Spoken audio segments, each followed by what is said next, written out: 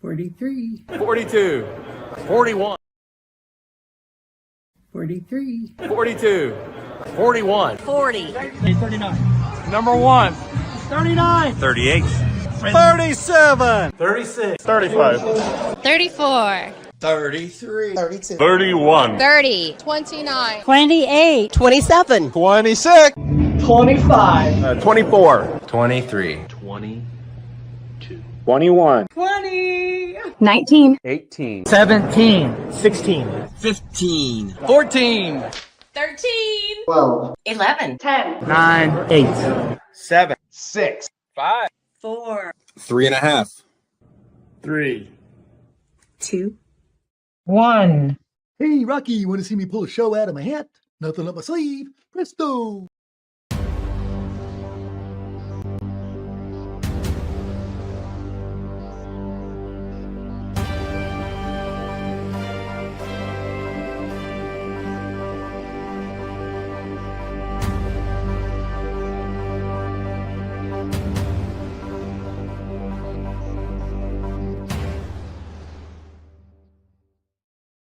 Good evening and welcome to the Mouthwash Talk Show, a minty fresh take on politics. And we have a great show tonight for you. If you wanted to know about the life of Melyssa Hubbard, this will be your show tonight because we have the people that knew her, that know her, and all that. But she tragically passed away last week, and she was a interesting character. I would say you may not have liked her, but you can't say she wasn't interesting. So we have some stories about that tonight. But before we get going, I want to tell my personal story about Melyssa. And as the show goes on here, we will dive into more of those folks that know them. So actually, Melyssa is the first person I met in politics. And my story goes back 7-8 years ago after the city had gotten all over me and fined me and just irritated me to no end that I got to get involved to fix some stuff at the art center down there. And actually, Melyssa came down and did an exorcism on the front room because it had a bunch of devil worship in it all over the walls and all that. And she came down and put some holy water on it and blessed it. And you know what? The spirits went away. We've had excellent luck over the last 8 years down there. It's working for the neighborhood. So I would say she did her job. But I started getting into politics and I see Melyssa, 7-8 years ago, she was really still involved with her Tea Party activity and the politics and the people. And she's fighting with that person and talking about that person and birthing the Tea Party and all these things I'd heard about. I said, well, you know what? I got to talk to her. So I looked her up. I said, man, she's a dominatrix. I don't know what all that means. And, she's fighting with this person. I don't know what that means. So I want to reach out to her. So I reach out to her and we decide that, okay, we need to have a meeting. So we meet down at the old Bulldog. And I take Lisa with me because I don't want anybody taking a picture with me in a dominatrix somewhere. And she brings Jeff Cam with her because she didn't want some creepy old dude coming down there and hijacking her or whatever. So we were like on our own guard. So we sit there and we talk. And, the media had built her up to be this awful person. And she's terrible. She's a whore. All these names that they built, had put on her. And I'm thinking, you know what? She doesn't fit all those. So what I'm saying is there's a lot of people that are out there trying to tag somebody because they talk to this person, they talk to that person, and they spread this gook. I'm just going to call it gook for a safe word about somebody. And I've seen this. This is what they do. They discourage and destroy these people. And it's in politics, it's in the media, it's in whatever. It's they. And I'm like, and I'm guilty of this. I saw him do it to Curtis Hill. I've seen him do it to our friends. Jeremiah T-Ball, same way. I've seen this pattern of if we smear them in the media, then we can destroy them. We can discourage and destroy these folks. And she is a perfect example of this. So I get to know her, and she is just an interesting person. She's the white hats and all this stuff that we talked about. It was great. I was on her show, Mellywood, and we talked about the mayor's race, and she knew the ins and outs of this stuff. And she was somebody that had integrity and would hold your feet to the fire if she thought you didn't. So we're going to hear stories tonight from those folks, but I wanted to tell my personal side of the story. And she at the time that I was getting into politics, she was sort of backing out because, she had about 10 tough years of battling this stuff. And I honestly think it just really wore her down, and she needed to go live her own life and just back away from that stuff. And I was actually able to talk her into running for precinct committeeman and get back in it. And she says, the only reason I'm going to get back in, John, is because you are a good guy. And I want to see you get in charge of some stuff and straighten some stuff out. That's the only reason I'm getting back in. So she's going to be dearly missed on that regard as a friend. And, she was friendly with my wife, Lisa, who I have a clip with her coming up. So without any further ado, I'm going to go ahead. We're going to play a clip now from Sean Shepherd. He was a friend during the Tea Party time, and he's got a little 2-minute clip here of his experience with Melyssa, and he knew her back in the day. He was one of the names that she went to as far as the political scene to navigate some of those landmines. And I'm going to show that clip, and then we're going to have Rick Fouts come on for a minute, and then I'm bringing the panel on. I see them all back there ready to go. Brad's got his Bud Light, and Lucy's tamped down those 10 kids and got them all under control, and Tiffany's got her makeup products ready to go for conspiracy theory. So we're going to have a good conversation with our panel, but let's go ahead and watch this clip with Sean Shepherd. I first got to know Melyssa back around 2007. I just happened to be a volunteer assistant state director with Americans for Fair Taxation. And we had the big property tax blow up here in Indiana, where people's assessments and tax bills had just gone crazy. She became a central figure in organizing some of the pushback against the taxes at that time, which ultimately led to the property tax caps that we got under Governor Daniels. And those, I think, helped out for a period of time.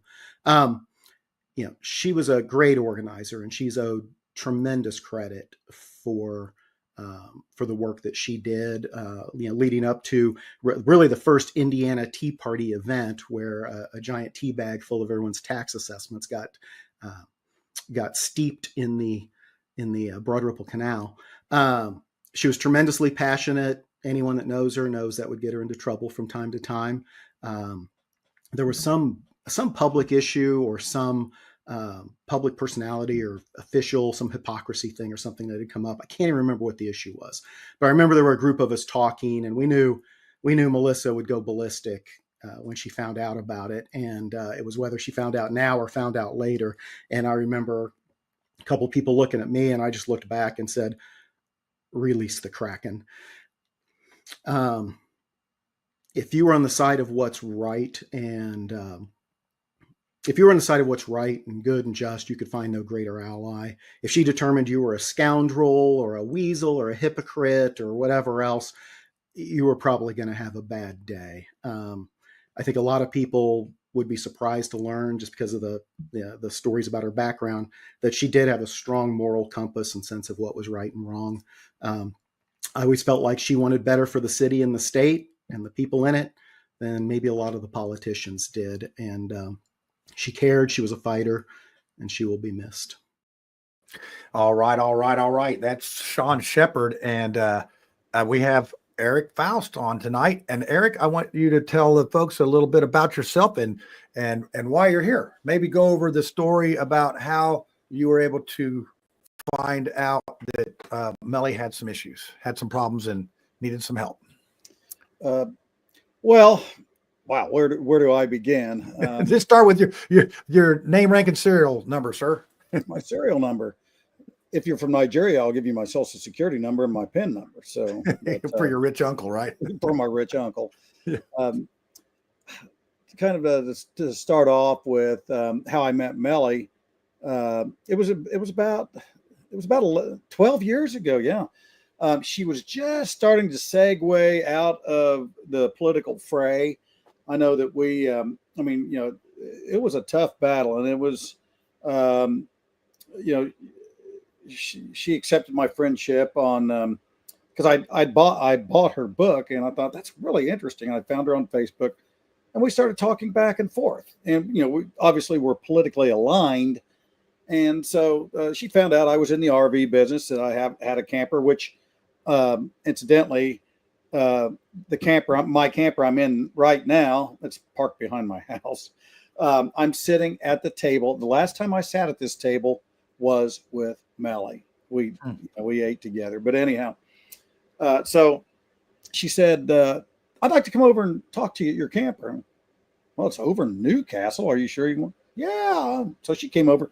We talked probably to the wee hours of the morning, and it congealed a friendship that had lasted, until her untimely departure. We talked and texted every day. She would drop in at my office. Again, I've been in the RV business for 18 million years. She would drop by my office and bring me little trinkets. I don't know if maybe up by the TV, that little camper up there. She got that for me. My other stuff, it's all boxed up, but she was always wanting to decorate this camper. She wanted to decorate my office, and that was just Melly. And that's the part, of course we talked politics. We talked about politics a lot. Matter of fact, the first public meeting we ever went to was at the Knights of Columbus Hall at 71st and Keystone to hear John Eastman speaking. And that's kind of what obviously I'm going to fast forward quite a bit. That's what led me to the suspicion that there might be something health-wise wrong with her. For a month, she'd been talking about she couldn't breathe. She didn't have the stamina. She just didn't have the energy to do anything. And then, so she was of the mindset that it was long COVID, that it was bronchitis, that it was COPD.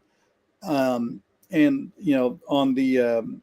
27th, she called me and she said, yeah, I'm hallucinating. And, and I'm short of breath. And I said, Melly, get to a hospital. Well, as you know, and as most people know, she has skewed modern medicine, modern doctors. And of course, she laid that on me. I'm not doing that damn thing. Melly, do it. Go to the hospital. I'll drive down there and I'm going to pick you up. No, you're not. I won't let you in the gate. She was that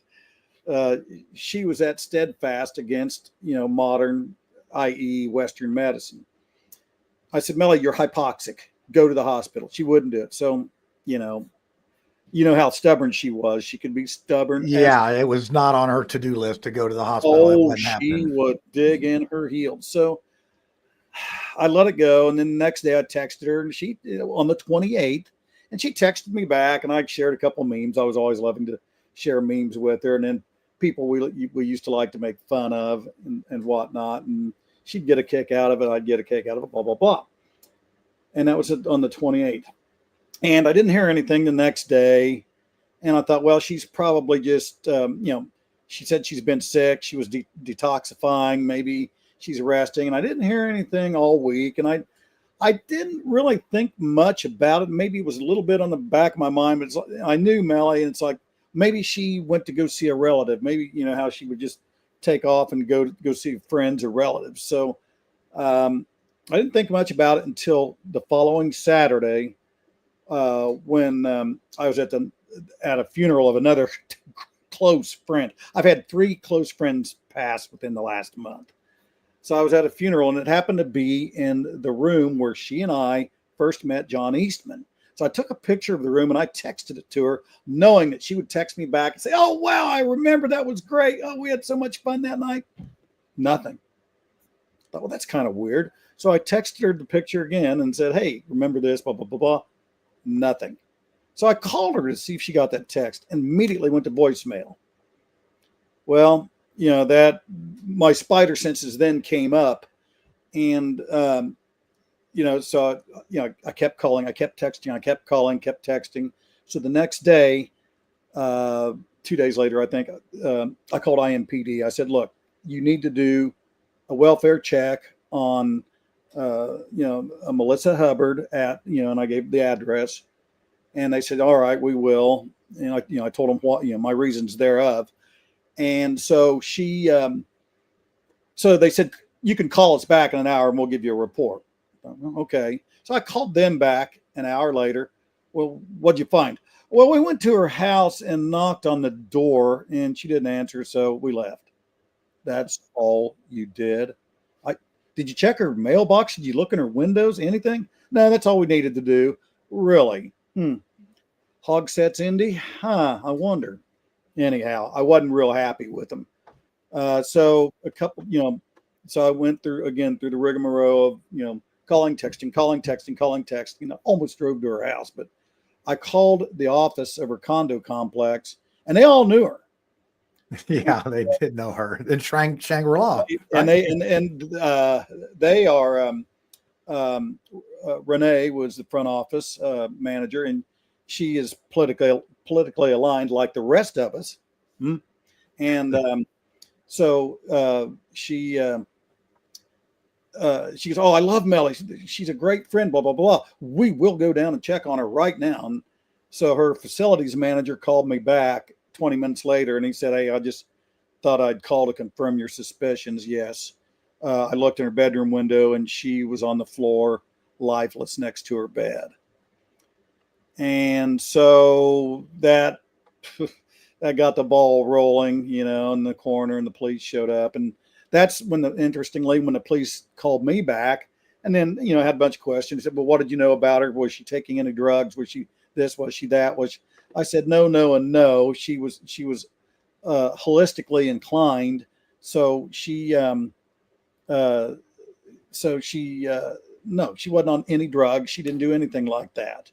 It's interesting that you people take an interest now rather than when I told you to, if you had to break down her door, but, yeah. So your suspicion is she was there 3 or 4 days on the floor without anybody, knowing the thing. And it's, it's unfortunate that they can't check on that. So, and we're going to talk about more of this, but I want to go ahead and get the panel out here. I see Lucy's must have gone to the bathroom or something. She's not back there when I need her, but usually we get going. So let's see what she said. I need to stay away from my desk for a minute or two. So we'll bring on the other folks here. We're going to bring on Tiffany and Brad. Let's see how we got here. We're going to put us on the bottom. I always have to play producer here. So Brad, how are you doing tonight? We'll grab Lucy when she gets back from that. Maybe she's doing a Bud Light stop like you, Brad. No, I stock up beforehand. So, good. No, Slick Witty, I was watching him earlier we got into an argument about handshakes. And he was just, I just want to say right now, I'm that show content is not mine. I love okay. Witty's show because and I love getting him off topic about handshakes. It was so great. Yeah. But the best part was he analyzes it. You gotta have a firm, he was all in his head, but then he was talking about I brought up the way Trump does it. Do you guys know the way he does it?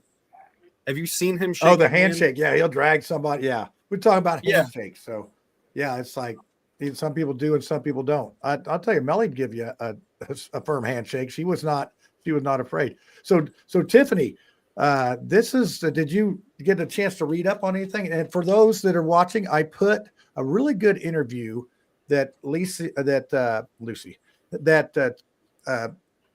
did about 7 or 8 years ago. It was Tracy Beans, and she's one of these YouTubers back, 7 or 8 years ago. YouTube was like the king, that was, and it really lays out. Melyssa does a great job laying out her, her journey through that. And I watched it and I learned a lot about her because I knew her more after I call it, I got the Melly years, I got it when she was mellow. So that was part of the thing. But Tiffany, what do you see in here? What do you think?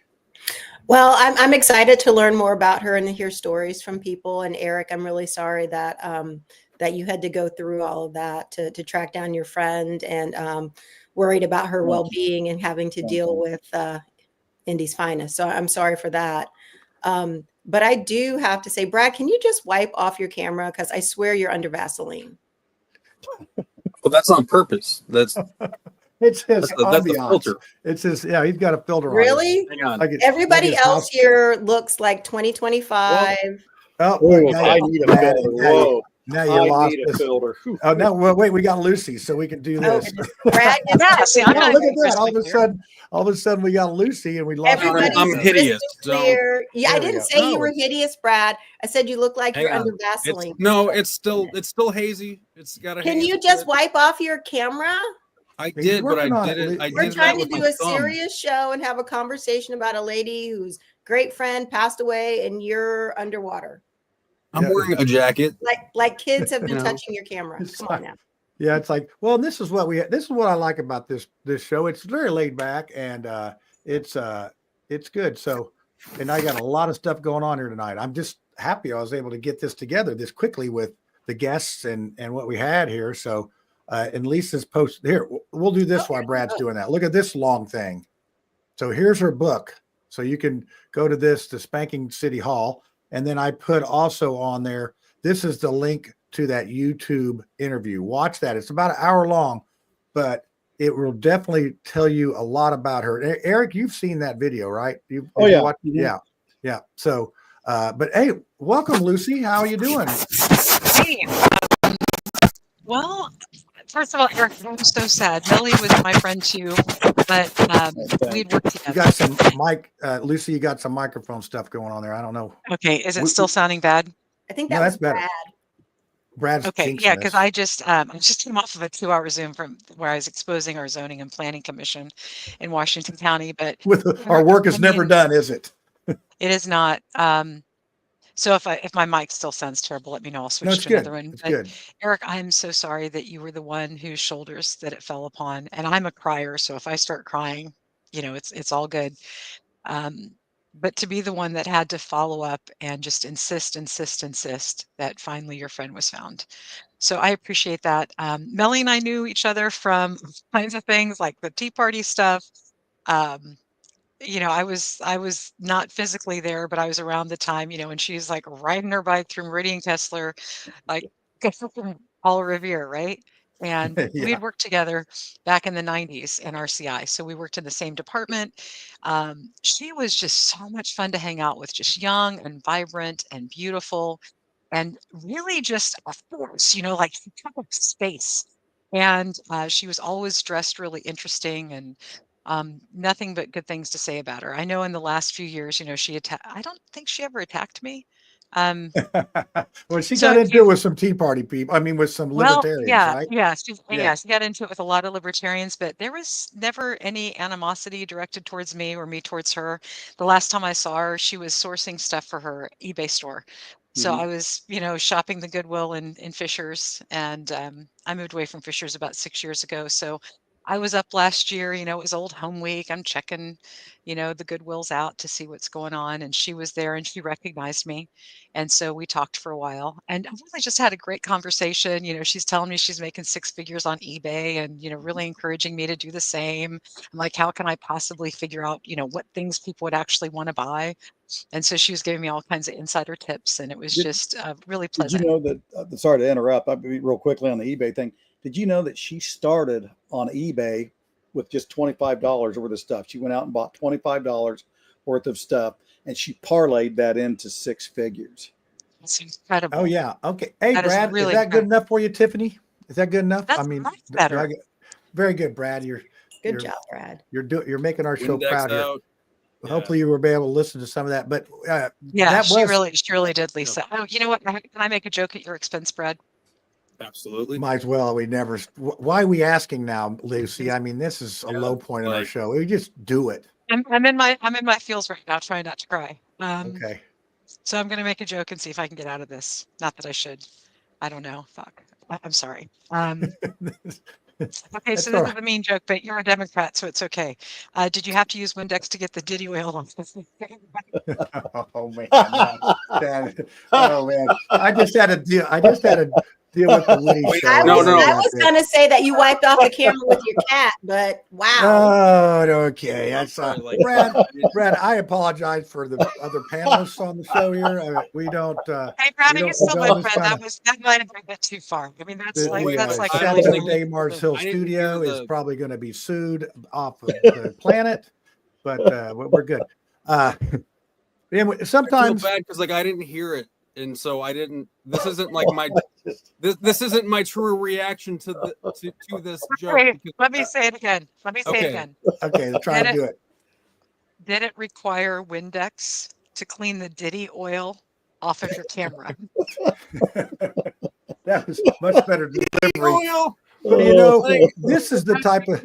I'm sorry, but like, do you think that it like? Oh wait, so there is actually like, there's not like Diddy brand, oil. I right? didn't think that was a real. I thought that was a joke. No, that he had bought 1,000 like a bottles. crap ton of oil.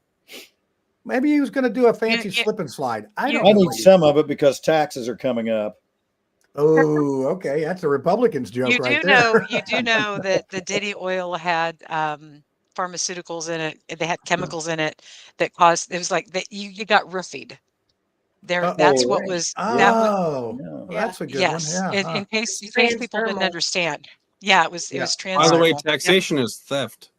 Ooh, what? It is. Yep. Rape is a crime. It is. Lucy, okay, back to the subject. You guys save that stuff for the conspiracy theory. Okay, if people can stay up that late because this show's going deep. I see Andrew Horning in the back, getting on deck here, listening to this banter that we're having. But let's get back to Melly, and let's talk about the Tea Party movement. And it's funny because that was 2000. Not funny. It's sort of sad. That was 2007, 2008, and here we are again with the same issue. With people wanting to have a tea party about these property taxes. So how long ago was that? 2000.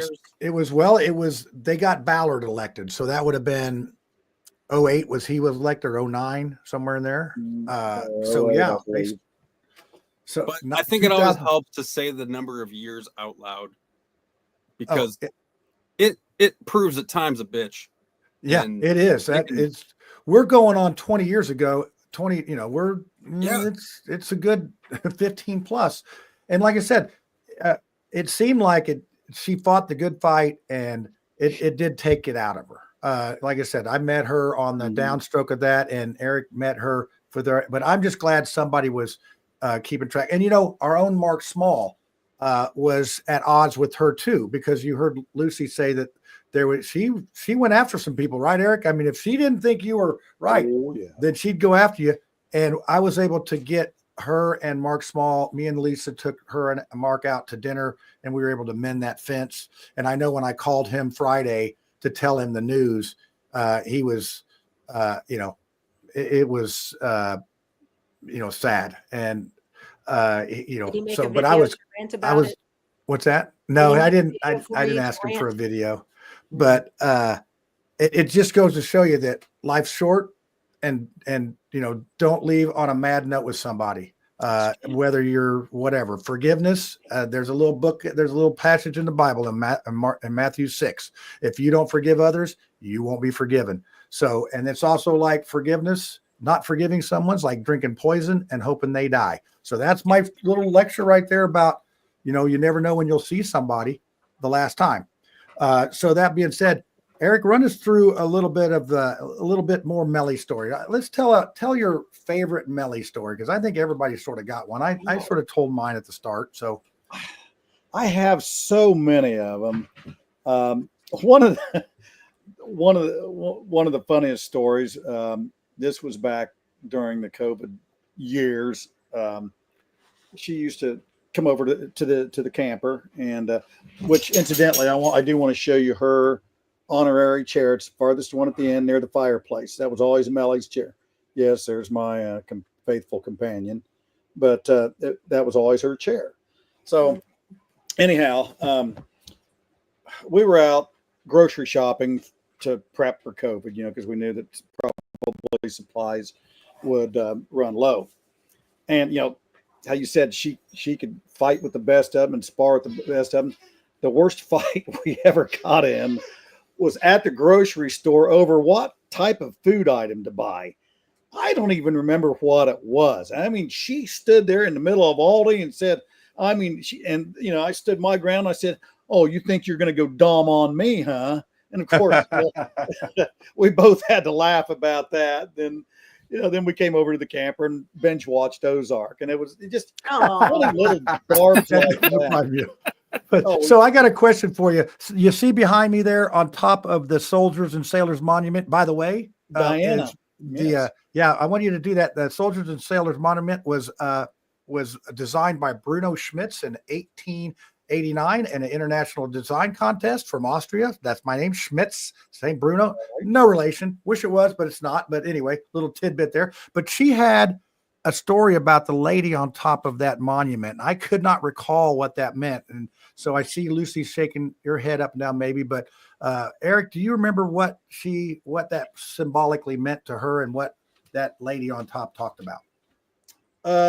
If I remember correctly, I've got her book right up in the front bedroom of this camper. That's funny. But I'm trying to, when you get older, you have a little bit of memory recall issues. Procebic. Something to the effect that Diana had, the mythological character of Diana was to watch over the goodwill of mankind or humankind, to put it politically correct. And so that is, in a nutshell, kind of what I remember what she was saying about it. Others might want to add to what I said, obviously. Yeah, it looks like Andrew Horning, who's waiting in the background there. I think he might have the answer to that. I think he just might. Yeah. Lucy, do you recall that? Because I should. I remember her. She talked about it several times. But Eric, I'm the same. We're the same age. Which, real quick, before I tell a story about Eric, we are the same age. We pretty much have had a parallel life. We both went to a transfer school, transferred to Ball State, the same years, just about. He was in a fraternity up there. We have had to cross paths several times in this city and whatever.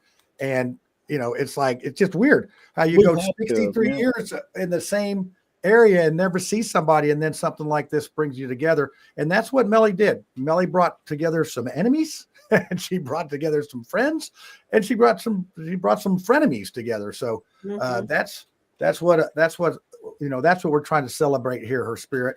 And I think that you and me, Eric, getting connected on this is her like last revenge on everybody. It's like, oh boy, you don't want those two together.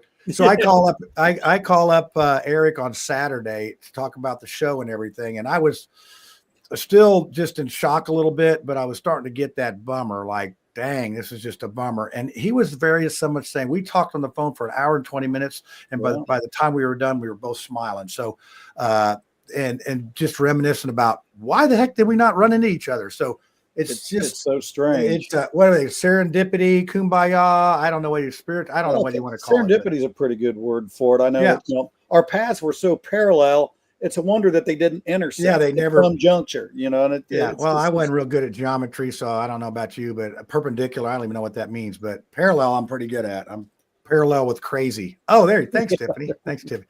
So that's good. So Lucy, did you have anything to add about Diana?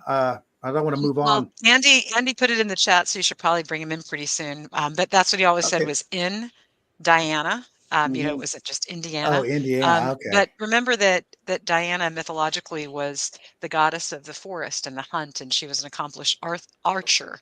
And allegedly, she could speak to animals. That's like the Hunger Games.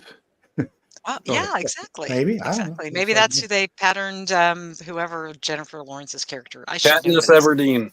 Katniss, yes, there you go. Oh yeah. Is that one of your favorite movies, Brad? Do you watch that, get some popcorn and watch Brad that? reads the books. Hello. The book first, man. No, talk about the Hunger Games book by Suzanne Collins first, and then the movies. Yeah, but did you like the book better? They're coming out with another book. Did you like the book better than the movie, or the other way around? Yeah. The book better, yeah. Brad, are you getting your seed library ready?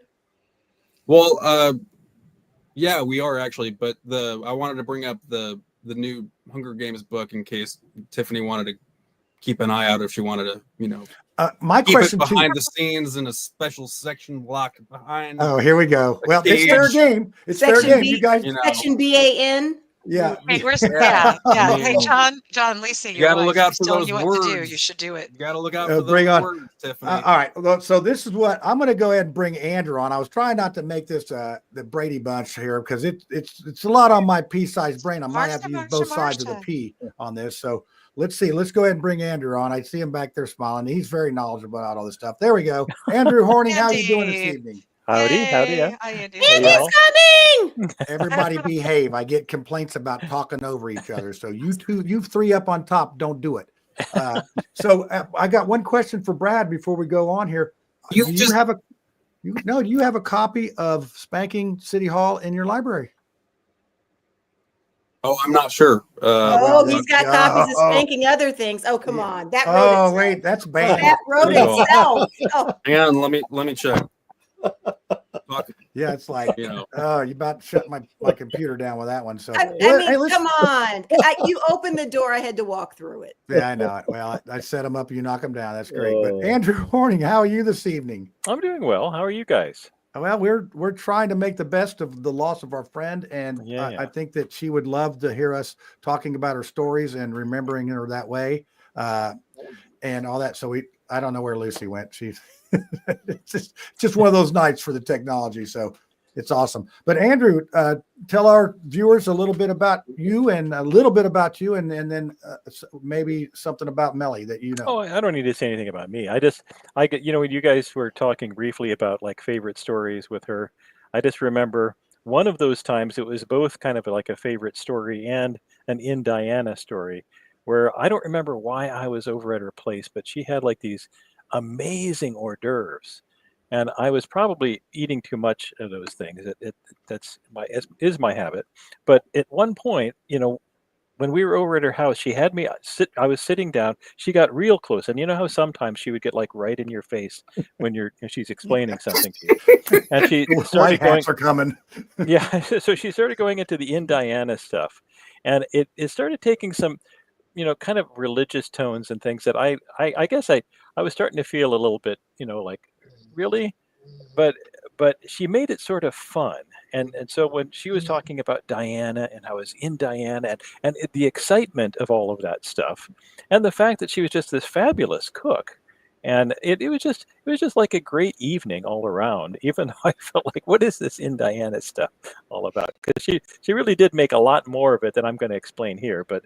I think she talked about how Diana was looking over the city and all those things. But hold that thought. I'm going to play our next clip with my wife, Lisa, and she talks about Melyssa's evangelism and how she spread the word. So let's listen to that, and then that'll give us some more stuff to talk about. And then, hey, panelists, if you got to go to the bathroom or whatever, do that during this, okay? So we don't have holes in the show. And you're killing me, Smalls. But here you go. Y'all gonna get docked.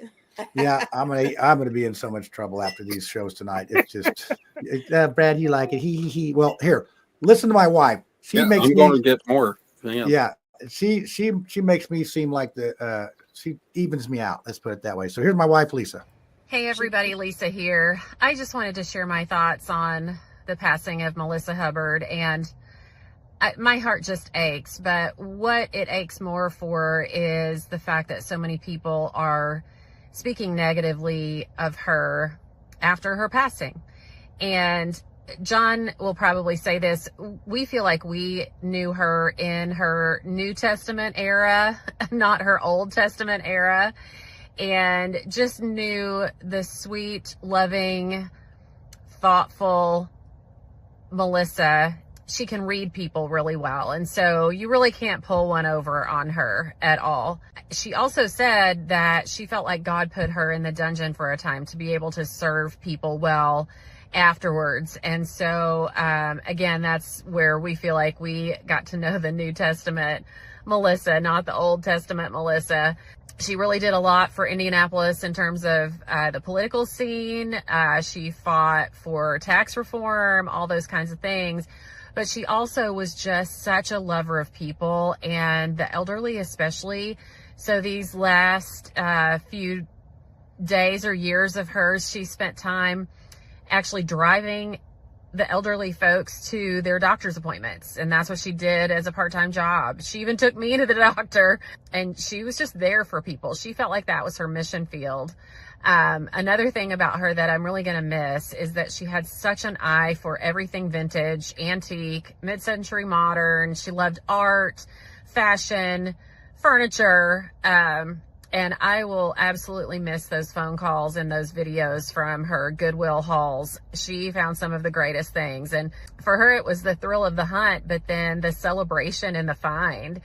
And we were blessed by a few of those things that she found. She gave us a few things as housewarming gifts when John finished the house. And I will forever be grateful for those pieces that I can look at and remember her and just feel her presence.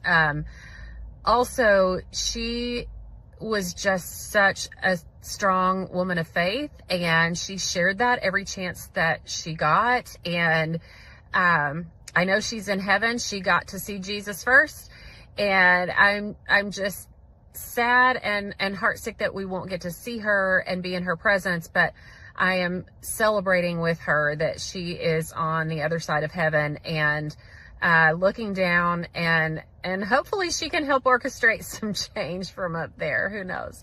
But yeah, it's really sickened me to see some of the things that people have said about her. And I don't think anyone deserves that, even if they are a bad person. But she lived a lot of really dark things. But then she lived to tell about it, and lived to tell and I think evangelize after because of it. So yeah, we'll miss Melyssa for sure. So grateful, John, that you're doing this show about her. And yeah, rest in peace. All right. Yeah. So we actually have some trinkets around. We have a mid-century cigar ashtray that was out where the feral cats roam.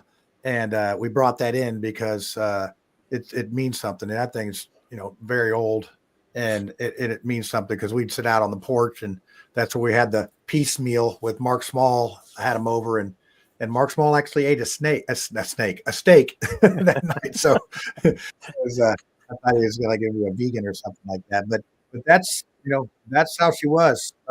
She just would come over and talk and do all those things. So it looks like we lost Brad. Did anybody mention the 2007 protest thing on the governor's mansion lawn yet? Or no, you can.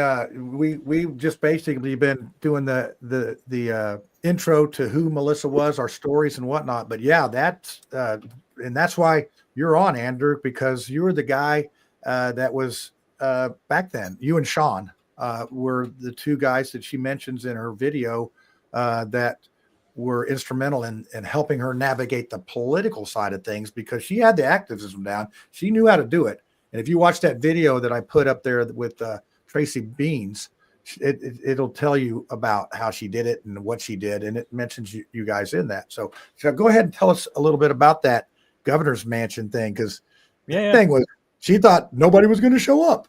Well, she knew about the protest I had every July 4 for several years. And so I'd always try to organize a July 4 protest. And I got, some pretty fair response. And that was back when libertarians were just kind of becoming a little bit of a novelty. And so we got some coverage, but I never got like a huge crowd for any of my things. And I was always trying to make it all about the Constitution, which I still have to say nobody's interested in. And so, she called me up, and she knew that I wanted to do a July 4 protest. But, she kind of convinced me that, really the property tax thing is what everybody's mad about right now. And, she kind of took it from there. I mean, I really didn't do very much at all other than show up with, I got a megaphone put in my hand. She's the one who got on her bicycle and went, literally door to door in that whole Kessler Meridian, neighborhood, and got people to show up, which I never did anything like that. And so even running for public office, when I knocked on doors, and you can imagine what it's like when I knock on somebody's door and I start talking about the Constitution, it's just like their eyes glaze over and they probably wish they were dead.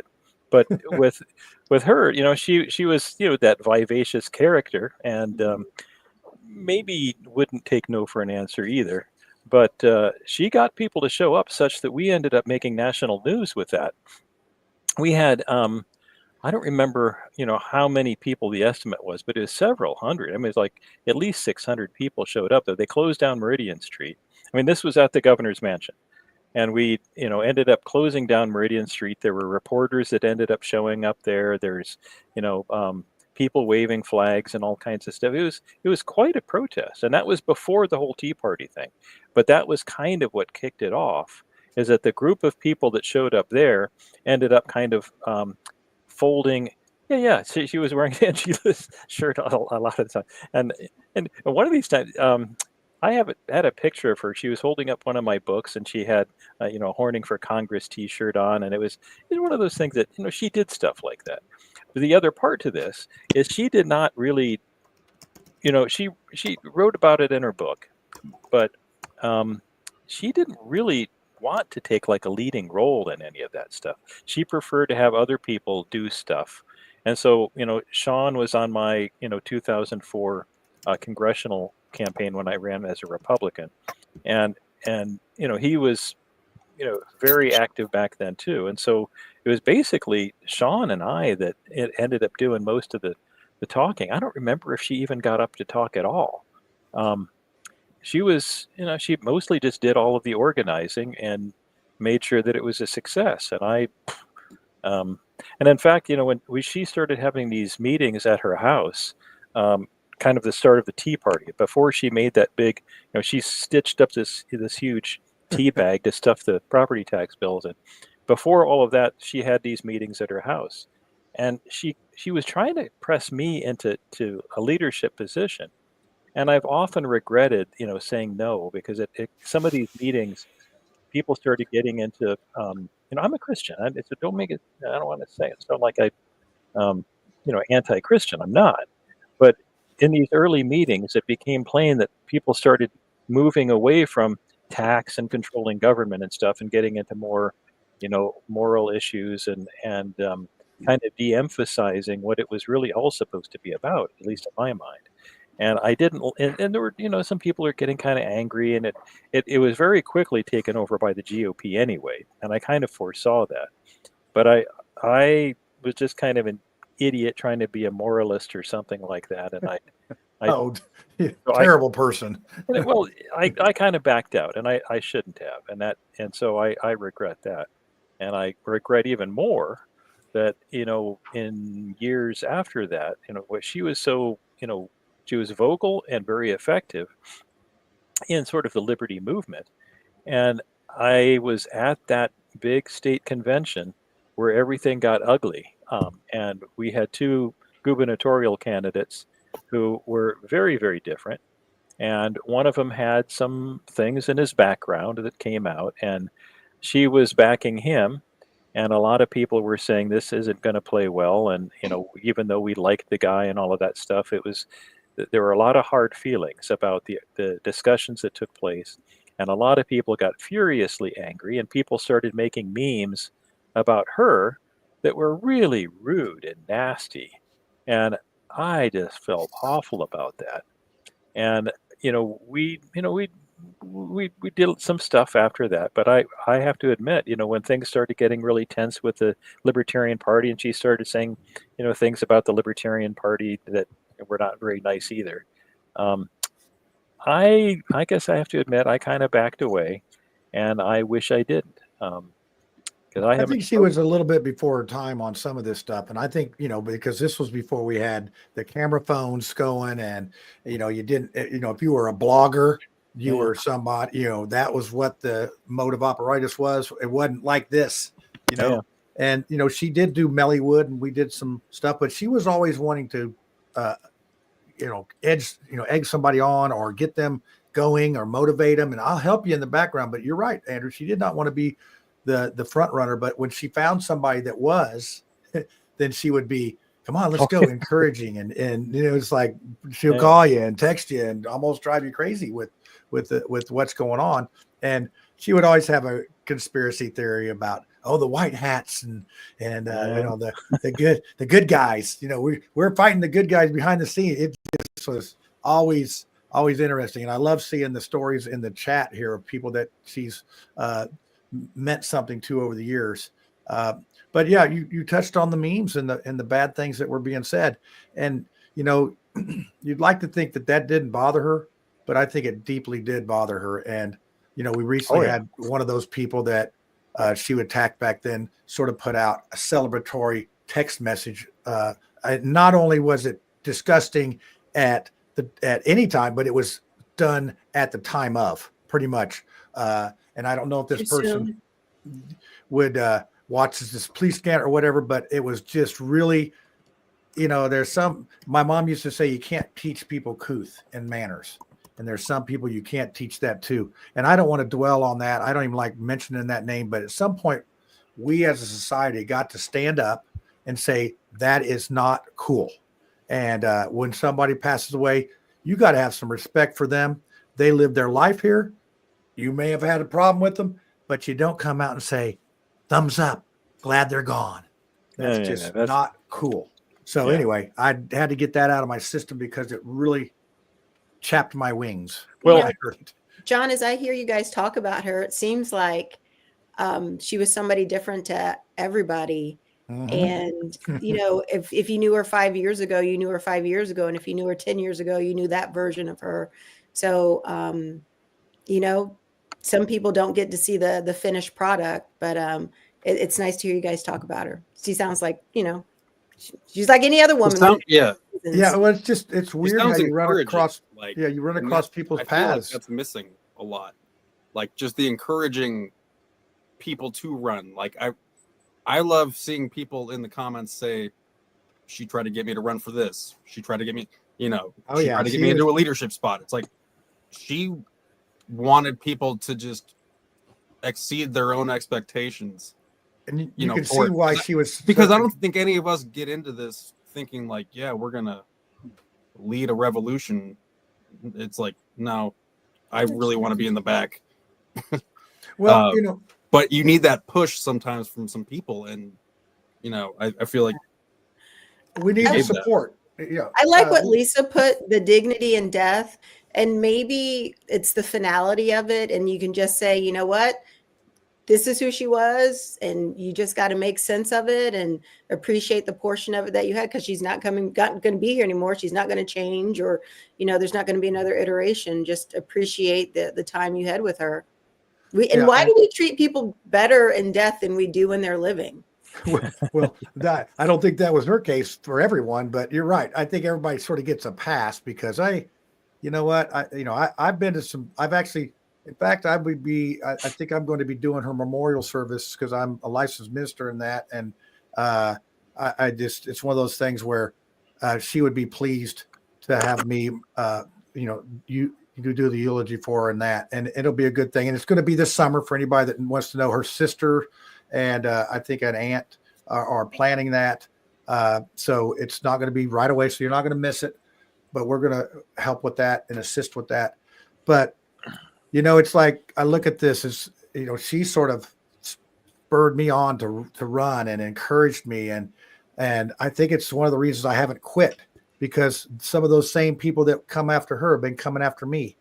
And so, you know what, Melly, at least now, John, you've got two angels on your side. So that's good. I do. That one back there, I got Diana, Lisa, and you guys, except for you, Brad. No, you've got two angels in heaven looking out for you. You've lost Jen Pace and now. Oh yeah. It's very similar situation. And so, I mean, I don't want to be correlated with that, but hey, it's like tough deal. So, and it is because, towards the end there, I think the last time I talked to her was she was going to Thanksgiving with somebody. So, sometimes we don't. In Eric's case, I'm glad you were communicating with her to know this, because who knows how long?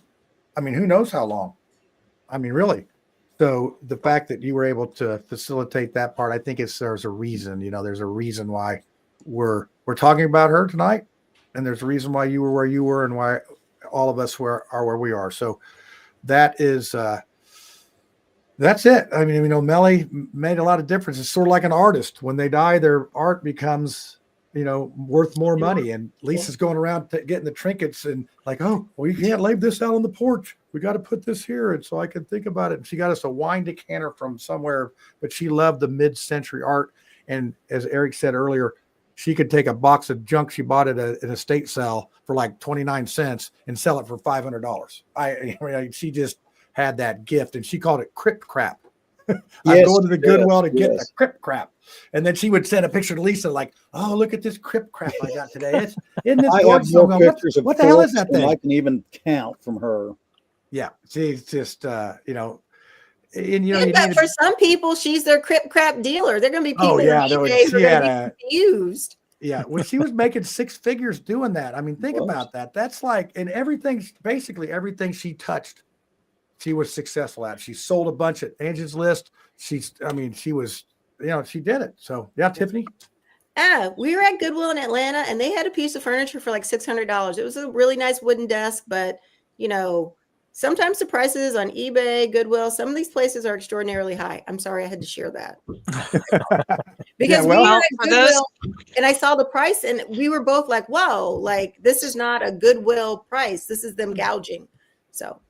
Yeah, she was a great. So my wife does eBay, and you see my jacket. It's got all these patches on there. So she gets them on eBay. She's got an alert on there to get these patches. Then I go through her good ones and steal the good ones, and then I get her to sew them on. So I mean, it's really there's a no win for her in any of Are this. you She loses 7? Yeah, I'm 7. Tiffany, we've already gone over this. You have no idea how many questions I have for John about buying my first patch jacket. Because I have a patch, I don't have a jacket, and it's been bugging me for a little bit. So yeah, maybe you should go to Goodwill and get a denim jacket. This is when we plug. I don't know if I want to go denim. Like I don't know. I'm not. You can only put patches on denim. What are you going to get? An aviator jacket? This is when we plug Lisa. This is what you do. You go. She'll sew anything on whatever. She does the flannels and all that. So Lisa deserves a shout out. Exactly. Yeah. So I guess don't box me in. I can't. Yeah. So Brad, send it on over. We'll get it patched up. We maybe. Okay, so in honor of Melly and all of her ability to find really just crazy good things, and the fact that we all know that Goodwill overcharges and their CEO makes too much money, I'd like to give a shout out to my favorite thrift stores, the Wheeler Mission up at 96th and I-69 on the Fisher side, the north side of the road, is fantastic. North They're getting a little bit, side. yes, exactly. They're getting a little bit overpriced, but on the whole, they're really good. The Jewish League does the junior Jewish League ladies, you know, all the rich ladies that actually like wear Prada and stuff. They have a really great thrift store that's over at 82nd and Ditch. So that inside corner where there's half price books and there's the Donato's Pizza, that's where the thrift store is. They've got some really great things there. I'm really into thrifting. So when I saw Melly the last time, it was at Goodwill, and she recognized me before I recognized her. And we just sat and chatted. And she showed me like all the little crap. And she's like, I'm getting this for $1 and I can sell it. Yeah. And I'm like, how do you know all of this? And she said, she just knew what she could get it for. And in fact, this is so weird, but one of the thrift stores that it was actually the Wheeler. Was it the Wheeler thrift store? Yes, it was the Wheeler thrift store. So I probably shouldn't say this because now somebody's going to get it. But I bought a set of dishes and I got like 20 dishes for $13. But I was thinking about Melly as I was buying, like, would Melly buy these? You know, is this the kind of thing so I Googled it on eBay and I could see that these things that I was getting for 50 cents each, I could probably make $5 on after fees. And I thought if I could turn 50 cents into $5, then that would be really good. The green rectangles. Yes, exactly. Money is an illusion. Yeah. It is an illusion. It's just energy. And then beyond thrift, I just found this down on the south side across from the Greenwood Park Mall on the Emerson side, south of County Line Road, behind the Domino's, there's like a strip mall. And it's like one of the first thrift stores I've found lately that actually has thrift store prices. They support about 15 different charities. There's one in it's called Beyond Thrift. One in Greenfield, and I can't remember the name of it, but it's an excellent. And I sent Melly over there, and she really liked it. And I can't remember the name of it, but I've thrifted there. It's Greenfield. It's in Greenfield, and it's just off of Oshawa Street, I believe. It's south east of the courthouse. Okay, yeah, I was going to say that's in town. It's driving me crazy. You know, it's in town. We'll just go to Greenfield, turn left at the courthouse, and you run right into it. There you go. Turn right at the courthouse. All right. Okay. Right. Okay, yeah, because it's one way the other way, and I'm dyslexic, so that's good. I'd like to own a thrift shop. Yeah. So Lucy, since you mentioned sponsors, we actually we have a sponsor now. I'm going to say that Lisa put up Mission 27. So Mission Resale 27 down on Loida Street is where we serve homeless folks. Every Sunday, we serve Sunday there at 3 p.m. We serve those. And I'm going to, this is a non-paid sponsor, so don't get all like you guys are getting paid up there for something. But here you go. I'm going to play this, and I think I can talk over it while it's going, maybe not. But anyway, this is Walker's Barbecue out of Acton. And these guys are solid. They bring a big old barbecue thing. And I'm going to tell you this. One time they brought barbecue out to our deal there. And I thought, man, this is really good. And we had a Breaking Bad situation going in Mars Hill. This is where a dude in an RV that had pulled up on a vacant lot. He had all his scrappers. They were running amok. The neighborhood was going crazy. We tried to force them out. We tried everything. They wouldn't move. So I said, oh, yeah, there's about 5 or 6 of them over there at that RV. Hey, hey, Walker, set me up like 5 meals of this barbecue. So I take it over there. We sit around their little fire where they're burning the copper and all that stuff. And we eat that barbecue. We come up with an agreement. And those guys cleared out and they left. And I'm like, man, sometimes just breaking bread with somebody, you can get something sorted out. And I'm going to segue that into how Melly was. Anybody that didn't understand her didn't take the time to know her, because that's the kind of person she was. She probably could have brokered that deal with those homeless folks with no barbecue. So anyway, with all that said, you're probably wondering what the heck. But here you go. Here's our non-paying sponsor of Good Guys in Wanamaker.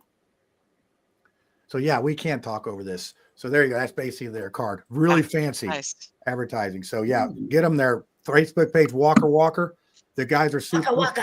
Walker. And another joke about that is when I was. Are they in like a little White House thing in Wanamaker, and there's like a backyard type thing? Yeah, that's probably them. They're by Wheatley's, I believe. And Wheatley's is not in service anymore.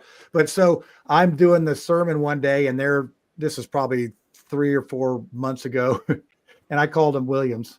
And so now every time I see him, so I got Walker, don't call him Williams again, because I did that. So anyway, that's our commercial for today. So I John, you can use a mnemonic device, John, such as Walker, Texas Ranger, Texas Barbecue. So you'll never say William again. Always be Walker, Texas Ranger. Yeah. Well, all I got is it gets stuck in my brain, and then it's blah, blah, blah, blah, blah. So anyway, all right, guys. Well, we're getting close to the end here. Let's go ahead and if you want to tell one more story or whatever, if your closing comments, we'll start with Eric, and then we'll go to Andy, and then the panel. We'll go ahead and go to conspiracy, and the panel's going to talk about you guys after we get you off the air. How's that? So go ahead, Eric.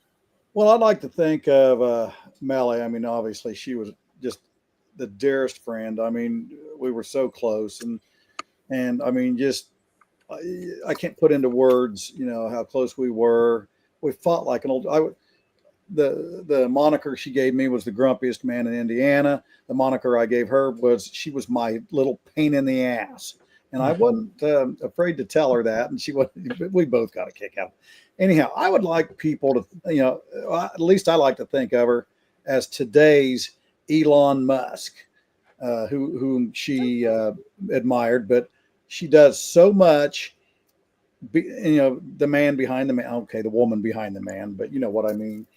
But she, like what Elon's doing is ferreting out, exposing corruption, and whittling down,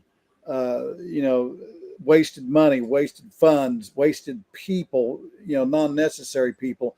And Elon has taken it upon himself, and he's made it his mission. And that's really what she did. She was the female version of Elon Musk. All right. Yeah, that's a good analogy, a good comparison. And but she definitely could put stuff together, and she would smell out waste. And a perfect example is her going to get crap and selling it for more. I mean, that just lines it up. So thanks, Eric, for being on the show. Like I said, I love about this show is I get to meet people that I probably wouldn't get to meet if I wasn't doing this show. And I definitely wouldn't have met you if I didn't know Melly. So and I'll be out of Facebook jail tonight, by the way. Oh, really? You're one of those, huh? Yeah. Oh, boy. That's what I need. Look at Brad. That's all I need is another criminal following fun having me. you on. Yeah, it was fun talking to you. Yeah. As is you. Absolutely. Yep. So Andrew, you're up. I don't have much more to add other than that everybody that I knew in the sort of freedom movement had some kind of story about it, and the ones that were all positive were extremely positive. And so, a friend of mine was going after the like no bid contracts with the Tremco business up north, and she helped her out tremendously, and everybody who was doing something in the liberty movement ended up in one way or another running across her, or she ran across them, or she ran over them, or something like that. And she was just a very powerful presence, and she will be missed a great deal. And I like I said before, I just feel badly that I have not talked to her recently. I just remember when I went off to Texas, we had a party for, like going away party for me. And she was, of course, there, and she didn't hug just me. She hugged everybody. Yeah, she didn't. I love seeing that kind of stuff. That was fun. Yep, that's good. And she loved to have parties, and she talks about the Tea Party meeting. She said, she was telling me, all you got to do is get people over and feed them. And they'll do anything you want. You just get them over and feed them, and they'll do whatever. And she was good at that. Oh, yeah. She had some kryptonite banana pudding stuff that was just, oh, gosh. What do you want me to do? That was good. What do you want me to do? Okay, it's going. So, all right, gentlemen, I do appreciate you coming on short notice. And I want to tell our viewers that this was not a hard ask. They said where and when we'll be there. So that'll give you, testament to the importance of us talking about this. So guys, I appreciate it. And, Andrew, you're not a stranger to our show, and Eric, if we have a fill-in, you'd be a good one for the MAGA side of this thing. It looks like, so, Oh, yeah, I'd love to.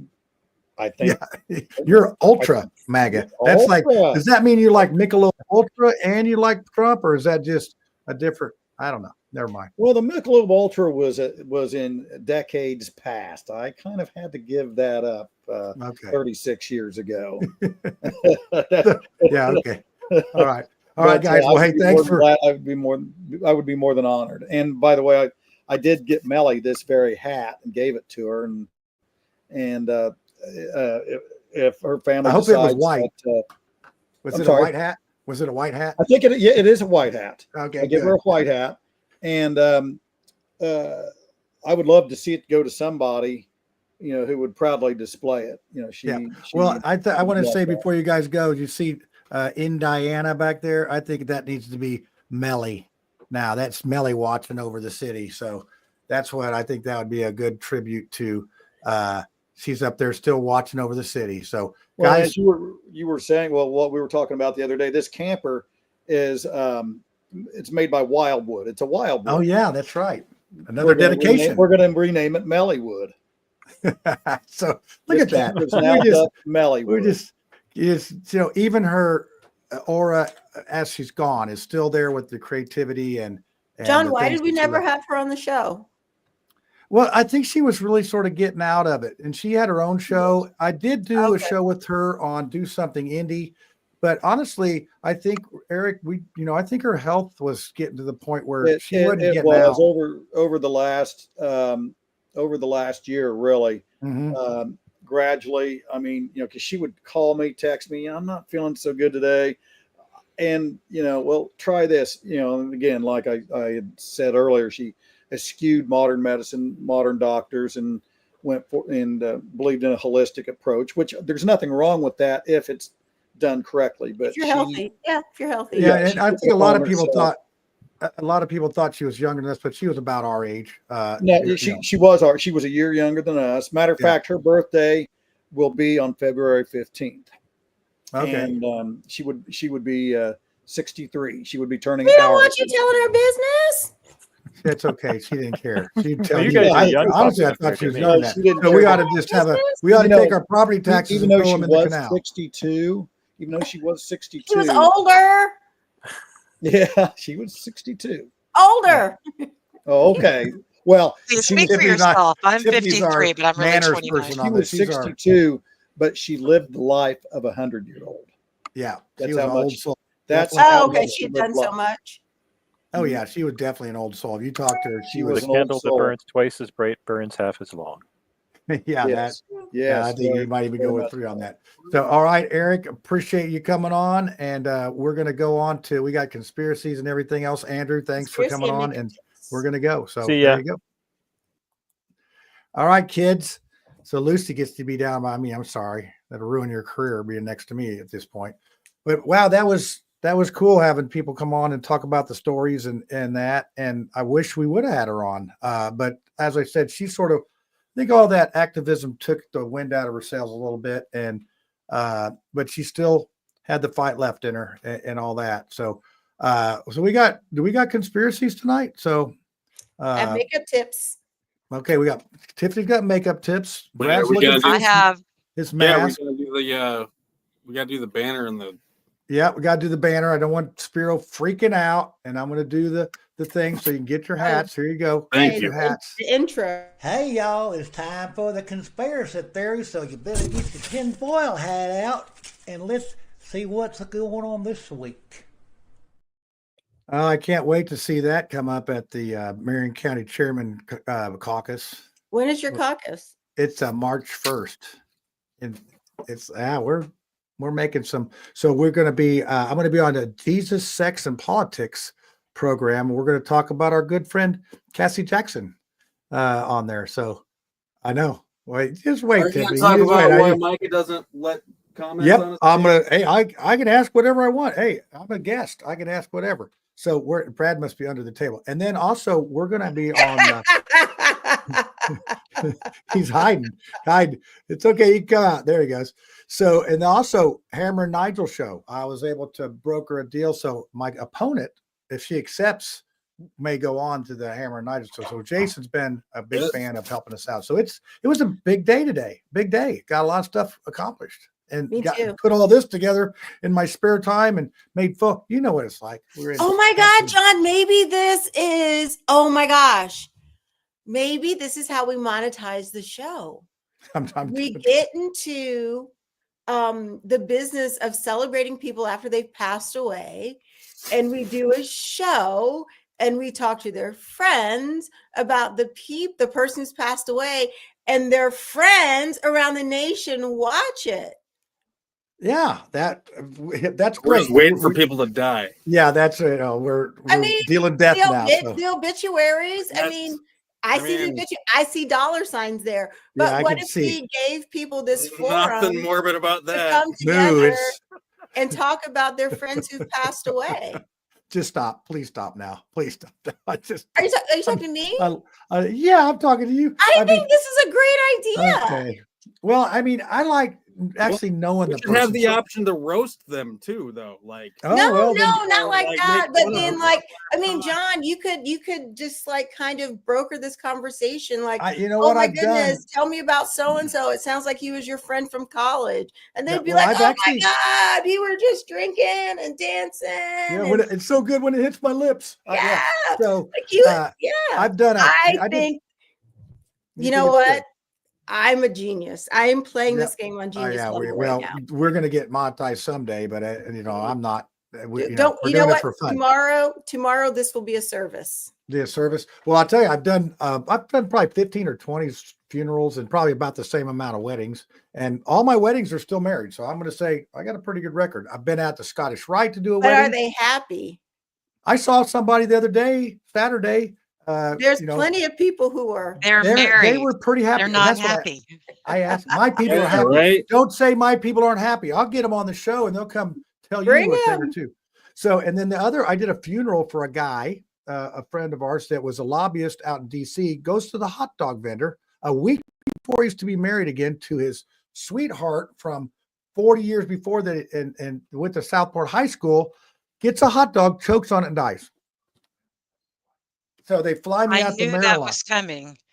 If the nitrates in the hot dog don't kill you, they'll just. Well, what happened was they got him his air supply, but he had a heart attack because of that. So they flew me out to Maryland to do the funeral, and his kids were already plotting how to get the fiance out of the will on the porch So maybe we could do some stuff like that because there's always some stories, but I knew people who can't all get together and they just want to, sometimes, what do they say? The funerals for the living.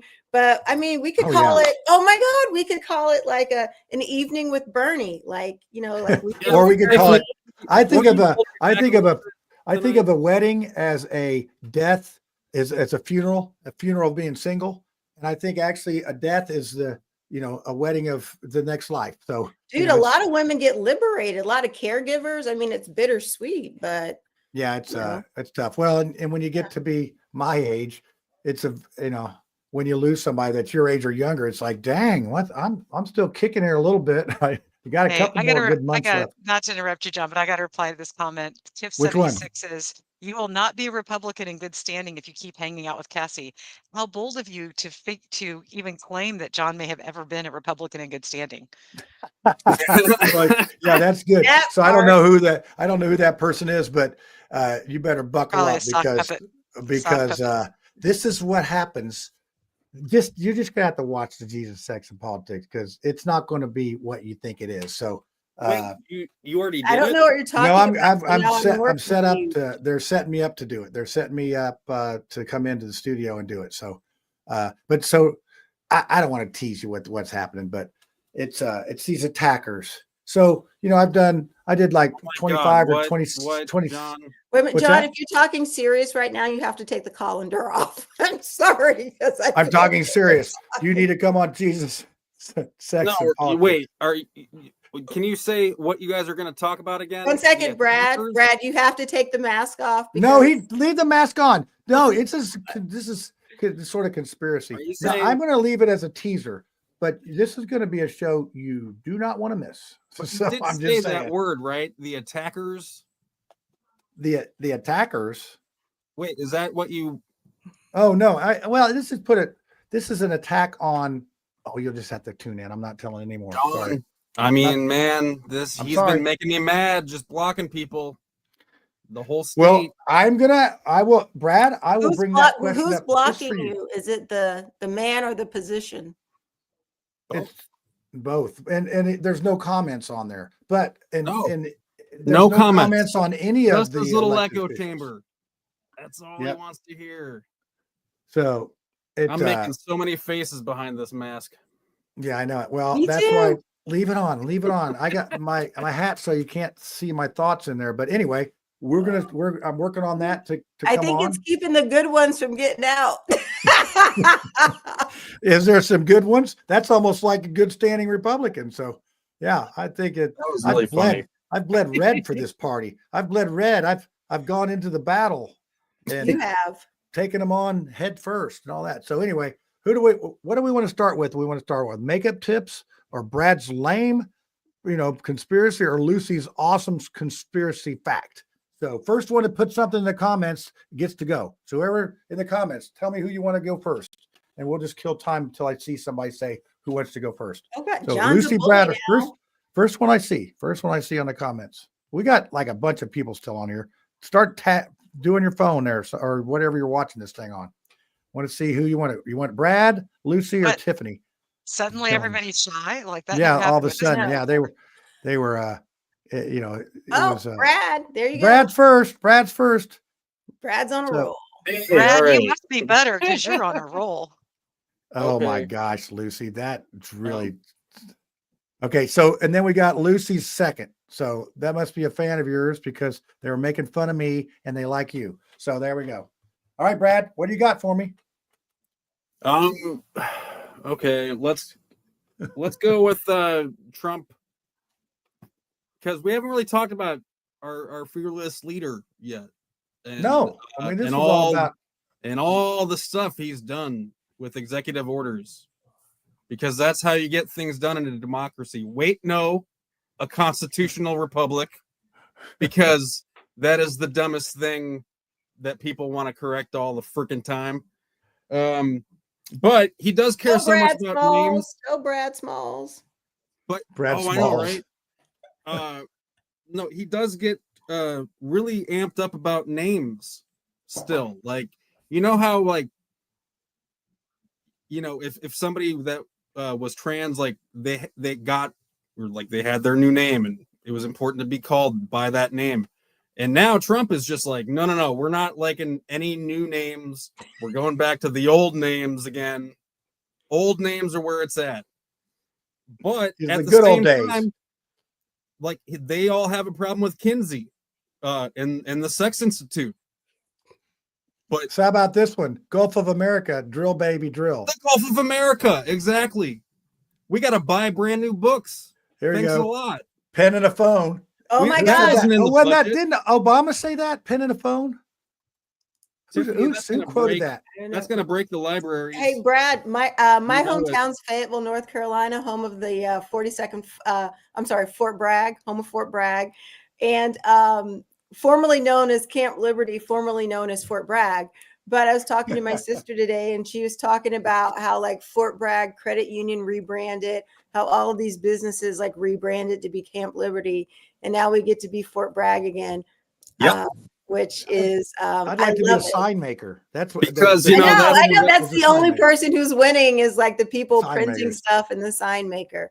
So just hold on to your maps, people. Yeah, Brad, it's No. going to be a long 4 years for you. Only thing that's going to keep you grounded is you coming on this show and having Lucy and Tiffany make fun of you. That's the only thing. It's going to help me feel like I'm not in the Matrix. Yeah, we got to keep you conditioned.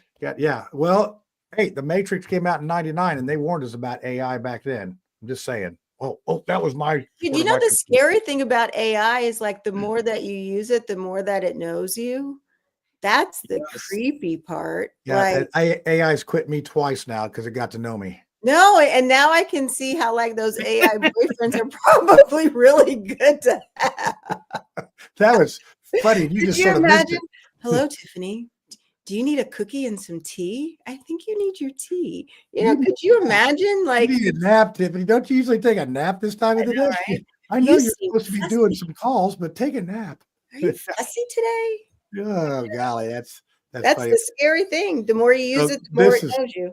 This is rich because this is Spiro Heraclianos. He had a BlackBerry all the way up till about 2019. In fact, Lisa made a plaster art out of his BlackBerry and gave it to him. So yeah, that was some people die hard on the BlackBerry and some other things. So that's good.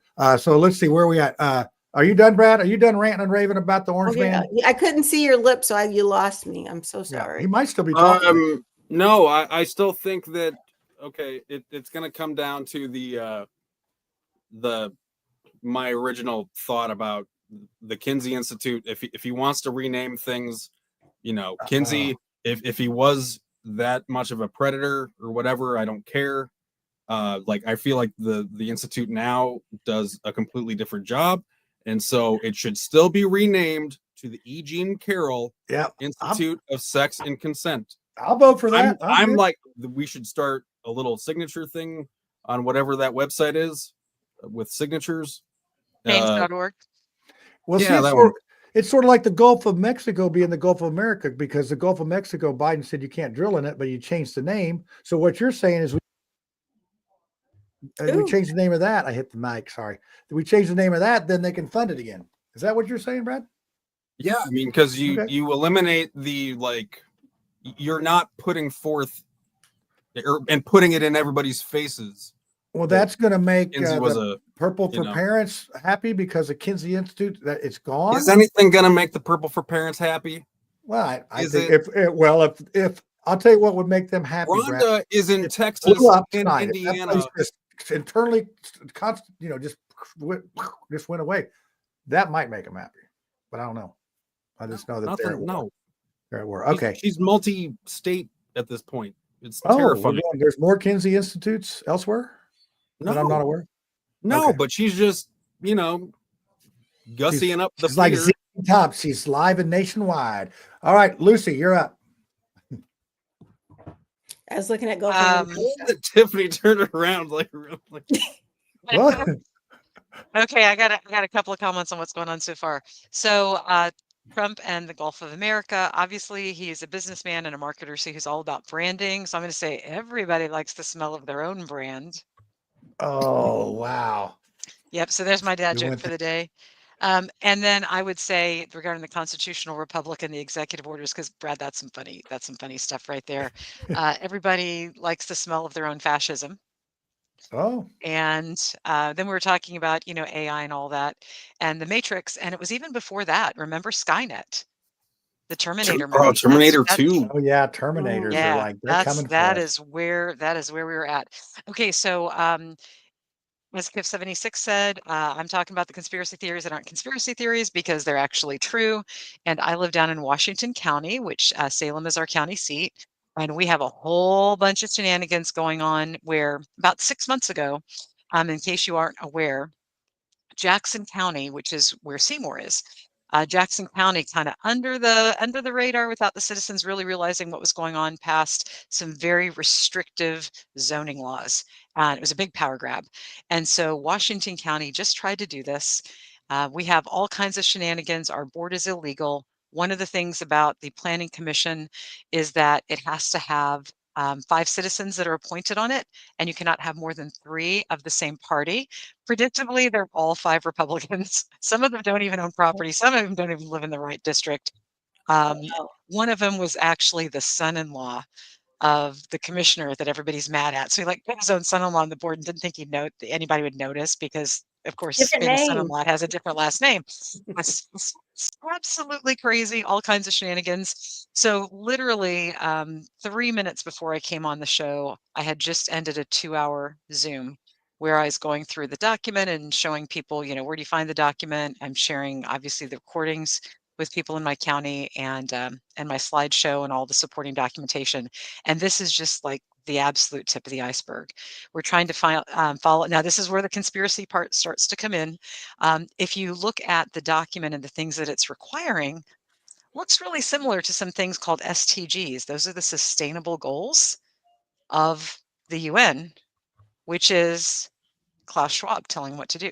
So you can actually take some of the things that are in the document and understand how it would lead to restrictions that create 15-minute cities that will make it so difficult to live in a rural area. I mean, there are restrictions here that were worse than my neighborhood in Fishers, like no joke, in an agricultural area. Yeah, like literally trying to get rid of home-based businesses and saying that you couldn't have a sign outside your house about your home-based business that had a light on it, like no lights on your sign. And another one that I thought was particularly egregious. I'm running a landscape nursery, so I'm selling medicinal, edible, and culinary plants from my yard, but I'm not allowed to have any piles of materials on But my Lucy, property. isn't this what you kind of sign up for when you live in a rural area, though? No, that's the opposite. No. I mean, like there. Are you talking about being where your elected officials are corrupt? No, like where you are kind of like, I don't know. You expect to be able to have some really good. You were outside of service areas on a lot of things because. Oh no, I'm not worried about being outside of service close. areas.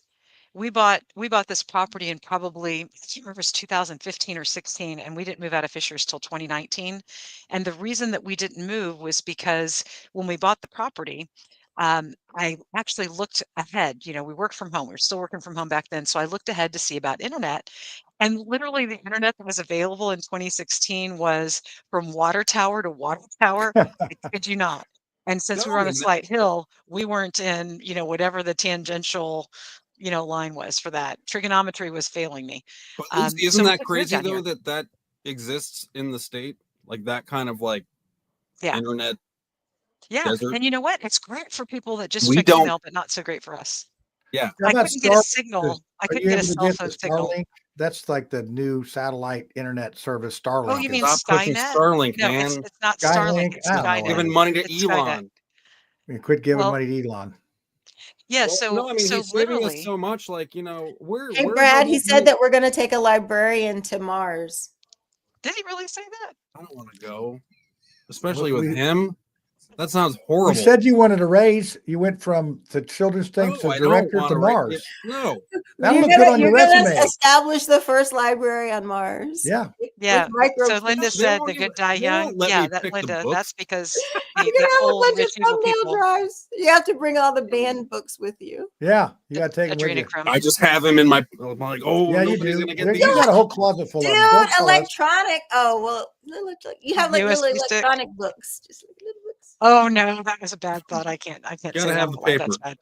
You already I can't told even the say bad that joke one. about Brad. No, I can't do a second you're one in on one a show. short leash. Sorry. I do have Brad. I have a super serious question for you as a librarian. So I checked betterworldbooks.com. And for anybody that doesn't know, Yes. betterworldbooks.com is my favorite place to order books from. They're in Indiana. And they just have really great deals on books. It started as a college project and a nonprofit, and it grew to this like behemoth of good deals on books. Anyway, speaking from your experience as a librarian, Brad, I just went out and I found that there are 2 Spanking City Hall books that are physical that Better World Books could send me. And it is on Amazon for Kindle for those people that prefer that. If I were to buy one of those books and like right in the front, in memory of my dear friend Melly, hope y'all love this, whatever, and donate it to the library, can you do that? Should I donate it without a, Oh, I mean, absolutely. how do you, No, I yeah. would. Yeah, I would allow that. Yeah. I have How to about That would confess. be how about awesome. the bougie library in Fishers though? Would Fishers accept it? Would they accept it without the inscription? I mean, I don't need an inscription on it. Would you take It that would book, go in the Spanking right City Hall? They category. might take it, but we had some policies about accepting donating books and putting them into the general collection. So I don't know. And one of the things about We'll that see. one of the things I want to talk about, I'm going to take off my tinfoil hat because this is part of. So a lot of people, when we didn't talk about the dominatrix part of things, which is That's crazy. yeah. I mean, She we was. I knew Andrew. Well, but the Andrew thing looked is, like he was really wanting to broach that subject. well, and what happened is what happened, and that's okay because you'll have to read her book and watch that video that I posted the link in. Will give you more idea. But the way the media painted her as she was this sex, all this, and that wasn't it. It was basically dominating someone in a different way. I mean, and she compared us to the government. We're the dom of the government. They're the submissive. And what she said was when the government is the dom, then we're the submissive. And that's where we're at on a lot of things. And I think that's where she drew most of her ire towards the government when they said, oh, you're going to pay property taxes and you're going to pay this large bill and you're going to like it. And she says, I'm not going to be that way. And you see what happens when you fight City Hall and they come That's after an you. uncomfortable analogy for a lot of She was a dominatrix. Was that Christians. just her job? Yeah, she was doing that. She had a dungeon at her house. And Yeah, and Yeah, it was a not lot of sex. They people are tried not to going to be on prosecute her. board with. They tried to prosecute her as a prostitute, but that was one of the things because I'm like Being a pro, like it. I thought sex crimes are like not. well, well, this is there what was they did. there was Aren't we no supposed to sex. like not? We have criminalize people sex in New work? York who specialize in investigating them. Their stories are told So here. Yeah. we're gonna have to get back going here. I know we were closing Yeah, down. it's We're going 10:30. out of conspiracy mode here. Okay, We're getting I'm back into done. this. I'm We're done. If well, that's you want to okay. come We're find gonna out about Washington County, come join Washington County Facebook groups. We'll welcome you in and you can see the entertainment. But on a very serious note, Jefferson County just beat back solar in their county. And there is currently House Bill, I think it might be 1628, or I could be getting it wrong, but it is in the Indiana legislature right now that would take away your right to protest and stop at the local or county level solar and wind farms and give the control up to the state so the state can say, we're just going to put it in your neighborhood. And so we really need to fight that. So I want everybody, if you haven't friended me on Facebook or go into Washington County or whatever, we are seriously organizing this because we need a core group of people in each county that are fighting it so that we can coordinate amongst ourselves. And, if somebody's trying to fight solar up in Tippecanoe County, then maybe we can get 20 people that are experienced in this. and Madison And is the Denise, same. Madison and County is the same. yeah. And gosh, what was I thinking? Janet, you know Denise Spooner. So Denise had sent me some stuff last year on the solar fight that they've got going on. So anyway, it's a big deal. There it is. It Yeah. is So and you're 1628. Thank you, Janet. you're channeling your inner Melly. I mean, and I would say you were you got to go buy some crap and then you're official. So Yeah, I got stuff to sell that I bought a year ago and I still haven't been organized to put it on eBay. yeah, well, So I Melly's suck. looking down on you and giving you this business. So, hey, come on.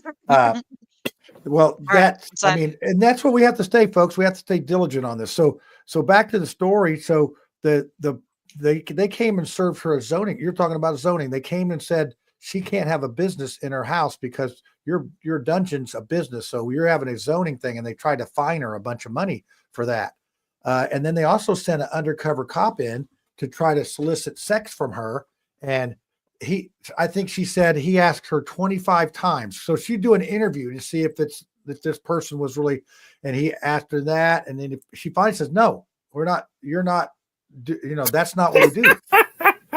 So, and Sorry. they would have, if she would have said anything about that, they would have arrested her and perp walked her and everything else. That's one thing about Melly that I did learn. She didn't mess around with that. If she told you something, that's what it was. It wasn't. And I got a warning, if anybody's still watching this for people, she kept all the documents. And guess what? I'm just, wait, let me put my hat back on. I may or may not have access to those documents. So anybody that may not be listening, and that was one thing about her. She kept her mouth shut. She didn't talk about those things, but she did say, if anything ever happens to me. So we're still on the TV, right? On the I know. internet, I wanted to send that to a couple people that might be I have watching. breaking news. I have breaking news, and I'm going to send this all to you out right now before it really like oh my God. This is huge. This is major. I've been talking about this for years. Trump just said he's getting rid of the penny. The reason he is getting rid of the penny is because a copper penny 1981 and older is worth 2.7 cents. And I'm not kidding you, like just yesterday or the day before, I guess it was the day before, I went to the bank and I got like $30 of the pennies so I can sort through them and get like the 1981 and older pennies. Because if you have $1,000 worth of 1981 and older pennies, it's actually worth 2,700 in melt value. But no one had declared the penny irrelevant anymore because they did not want to admit that our inflation is so bad that we're now just going to round everything up and down in fives. That's how I do. It's like the Romans cutting the corners off the coin. So now my whole investment strategy to beat Bitcoin and turn a penny, 276% higher investment into 2.7 cents each has just gone because I bet the banks will not give them to me anymore. Well, yeah, that's what I was going to ask you. Like, what do you think about going in tomorrow and just I'm going. Cash out pennies. I got to go get rid of all mine. Well, they come in boxes of $25. So I'm just going to go to the different banks that are around here and see if I can get $25. You can get the silver too. There's a guy on TikTok. $25 in pennies. We think something's wrong. There's a guy on TikTok. You can make little kids count them out too. It'll be great. I do. It's grandkids. I tell them. Put them to I mean, work. Oh man. We used to have coin collections back in the day. I got like rolls of. My dad has a coin collection. Yeah, I gave it to my son. I got rolls of all these quarters and dimes. I got some stuff from way back when. But there's a guy on TikTok that all he does is goes buys rolls of quarters, and he'll sit there and every one of them, I'm like, and people watch that. I mean, I watched it for 5 minutes. I'm not gonna lie, but that was some ASMR stuff. Zone out. Okay, so can I say taxation is theft and inflation is theft, and bad money drives out good money. I mean. There used to be these marketing things that were like, what are the 5 words that you have to say that, to a banker that will get you a great investment? And it was like, may I have a roll of quarters, please? I guess that's 8 words. So back in the 70s and even the early 80s, you could go get rolls of quarters and you'd find a silver quarter out of about every 10 rolls. And then as time went on, they just kept coming out. I had the worst, it's not the worst experience on this. I'm so dramatizing it, but basically it was traumatizing for me. I'm at the bank with my kids and this guy comes in with a great big jar and he's just dumping them into the Serve Star, machine because it's free at the bank, but it costs you money. And I'm like, dude, I'll tell you what, if you will let me sort through those, because obviously it's an old guy that had for years. If you let me sort through those, I will do it for 25% of whatever the silver is what we find in there. Because I know you've got those in there. You've got to have 10 or 20 or 30 silver coins that you don't even know about. And I'm kind of with Tiffany now, Lucy. This sounds like a gambling addiction here. Well, I'll tell you, I'm a married woman. I'm a gambler. So I'll tell you my fun rolls of quarter story. So back when I was a kid, back in the early 70s, I had a paper route. And so remember the bicentennial, they had the bicentennial quarter. So this was about 1970s. I wasn't old enough to drive yet. And so we would go over to the hotels by our house and go in the dumpsters to get beer cans for our beer can collection because people would come out and we'd go in there. So we're over at it used to be called the 8 Days Inn because that's how old I am. It was $8 to stay overnight, but now it's the Days Inn. So we're going and doing our thing. And then the police pulls us over and I got these rolls and they said, well, there's some kids that are breaking into the vending machines. And I'm sitting there with like 3 rolls of quarters. And I'm like, oh, the circumstantial evidence is pointing to me. But so I said, no, wait, these are all bicentennial quarters. So I got off the hook because they opened them up and, oh, sure enough, Johnny, these are bicentennial quarters. Now, get out of here, kid. So that's my bicentennial quarter story. So that, I know that was very interesting, but I did not go to jail at an early age, and they did not confiscate my bike. But anyway, I hope they caught the guys that were stealing the stuff out of the vending machine. So, but anyway, I digress. Sphero, Monero, privacy coins. Where's that at? Sphero asked what I thought about XRP. Oh, okay, that's that one. Well, and see, the other thing is they're going to round everything up to the nickel, so you could be 4 cents more inflation. So, if you got, you're going to have to. They're going to round up everything. So if it's wait, that's not fair. Hey, Brad, what's fair in life, man? Just get back to work and make Uncle Sam some tax money, and then they can come get your house money too, and all that. So, God, that is a horrible. Dude, no, that's going to be the biggest racket ever. People like rounding up at 2 and over, we round up. Yeah. No, they're not. I think they go from 1. do. I think they We're just like, go what up to the would next stop nickel. They're not going to be going You backwards. round up at 3. You don't round up at 2. Do you remember what was They've that? been doing this at military bases for years. I remember back in, gosh, the 80s. One of my friends was a military brat, and she'd actually been in Japan. And Japan at the commissary, they were already doing nickels in the 80s. So Yeah, that's like, well, you remember what was that, Brewster's Millions or something like? There was one of them that had Richard Pryor on there, and he figured They've out the got the half government how to pennies. round up the pennies, and he made all these pennies, and then they came after him. It's a great Superman show. I 3, yeah. got to watch that one again. So yeah, And I mean, Office Space. yeah, Like tipping when you serve yourself. It's like a black fly in your Chardonnay too. so it's like that. So okay, what are we down to? Tiffany, I already gave my conspiracy theory about the documents, so that's probably enough to get me murdered. But anyway, go ahead, Tiffany. If I die, put the lipstick and the skin softener on me, make me look better. So No. So Brad said that he wanted some tips for Valentine's Day, and I think these 2 things are absolutely wonderful.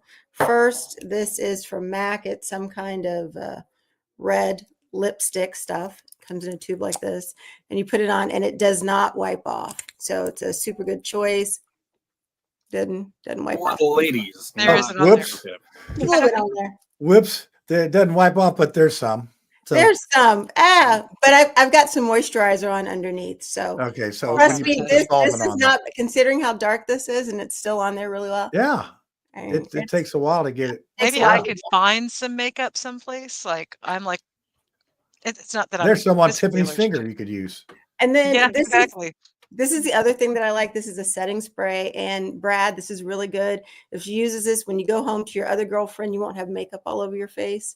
So you just Does it kind of like, so like. You can keep this in your desk at work. Oh no, I just had another bad. Like rubbing off on stuff. This is bad. Or is it like. So what is this stuff?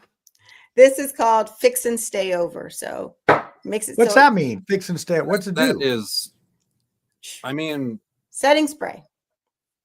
Okay, I guess I need some of that now. All of a sudden, Yeah, so John, Lucy, gotta go out and Lucy, buy some you new might as well setting say spray. it now. You got to say it.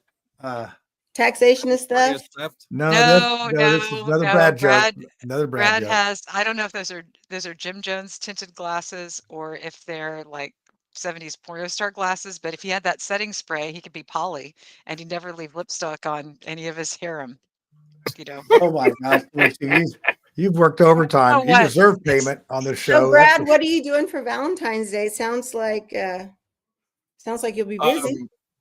No, I'm going. I have my boys. I'm gonna go see Captain America. So you're hiding out from yeah. both girlfriends with the kids. That's rich. That's rich. I don't blame my children for, for your debauchery. I get it. You're trying to skip a generation. It's all right. They come first. They're they're fun. Especially on Valentine's Day. That's really Yeah, sweet. don't be making That's fun a of good Brad's movie. kids. I'll come for you on that one. So, They're a good time. all right, kids. I think we've done enough damage tonight. I think I've ruined at least my career twice, and I can't wait for the tinfoil hat to come out before the thing. And I'm getting some text messages here about the opposition's all worked up because we had about 30 people at the thing tonight, and my opponent had 2. So Nice. yeah, I know. And good luck on Jesus and sex. And politics. Yeah. Yeah. So Janet wanted to know when I was going to be on there. I do not know yet. I do not know when that's happening. We're just in the process of making it happen, but I think you're going to like it. I think you're going to like it. So anyway, let me get to the thing. Let me say bye to everybody. Still on. Yeah, we're still on. We know, but we're getting ready to be gone. This is a short show, to be honest. Yeah, and it started early too, didn't it? This isn't Fox and Friends. This isn't John and Friends. No, this is like, what's a gut field? Ours is just more like gut. I hate gut field. Gut punch. Yeah, We should call it. I don't like that guy. He just sits like funny. this. Well, the guy, the people on the show are sort of funny. That one guy. Good night. Yeah, say good night, everybody. Good night. See you in the funny papers. Yeah.